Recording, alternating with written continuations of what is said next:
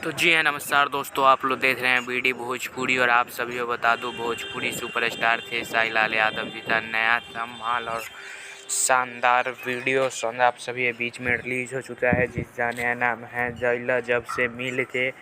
गाने खेसारी लाल यादव ने गाया है। और आप सभी को बता दूं कि जाने थे वीडियो में आप सभी को स्वाति पांडे एक्ट्रेस नज़र आने वाली है। जी हाँ, बहुत ही ज़बरदस्त और कमाल का ये गाना होने वाला है।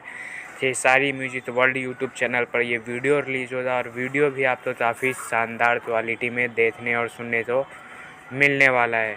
तो आप लोग तैयार रहें और बहुत ही ज़बरदस्त कमबैक करने वाले हैं खेसारी लाल यादव। बहुत ही धमाकेदार गाने आने वाले हैं, तो आप सभी तैयार रहें। और आप सभी को बता दूं कि खेसारी म्यूजिक वर्ल्ड पर काफ़ी दिन बाद गाना आ रहा है, तो आप सब इस गाने को ढेर सारा प्यार आशीर्वाद दीजिए। 3 तारीख को ये गाना रिलीज़ हो जाएगा।